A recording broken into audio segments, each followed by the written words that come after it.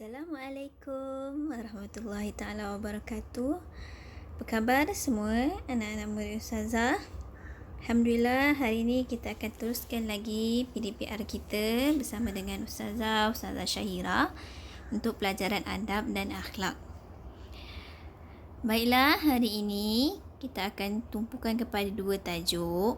Pertama, kelebihan menjaga adab di masjid dan surau. Dan yang kedua, akibat tidak menjaga adab di masjid dan surau. Kita tengok tajuk yang pertama, kelebihan atau kebaikan atau faedah kita menjaga adab di masjid dan surau. Orang yang menjaga adab di masjid dan surau akan mendapat ganjaran pahala dari Allah. Yang pertama, mendapat ganjaran pahala.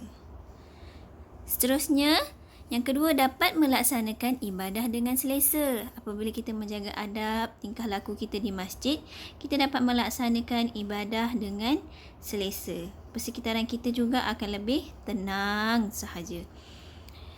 Dan yang ketiga, masjid yang makmur akan diberkati Allah. Itu kelebihannya apabila masjid dalam keadaan yang baik, selesa dan setiap jemaahnya menjaga tingkah laku, maka masjid yang makmur itu akan diberkati oleh Allah Subhanahu Wa Taala. Jadi pertama apa? Mendapat ganjaran pahala. Yang kedua, dapat melaksanakan ibadah dengan selesa. Yang ketiga, masjid yang makmur akan diberkati oleh Allah Subhanahu Wa Taala. Baiklah, tajuk yang kedua, akibat tidak menjaga adab di masjid dan surau. Apa akibat dan kesannya kita tidak menjaga adab di masjid dan surau? Pertama, mendapat dosa dan dimurkai oleh Allah Subhanahu Wa Taala, sebab Allah tak suka kalau kita tidak menjaga adab dan tingkah laku kita. Apatah lagi apabila berada di dalam masjid atau surau. Dan yang kedua, masyarakat akan berpecah belah. Kerana apa?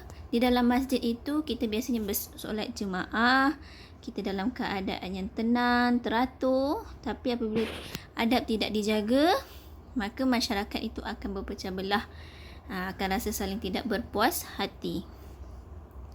Dan yang terakhir, tidak mendapat rahmat daripada Allah Subhanahu Wa Taala kerana masjid itu merupakan rumah Allah, tempat yang bersih, tempat yang suci, tetapi tidak dijaga dan tidak diimarahkan, tidak diguna pakaikan ke arah kebaikan, maka hilanglah rahmat Allah kepada manusia.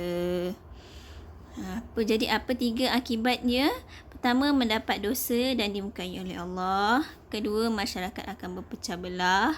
Ketiga, tidak mendapat rahmat daripada Allah Subhanahu Wa Taala. Itu sahaja. Sekian. Assalamualaikum warahmatullahi taala wabarakatuh.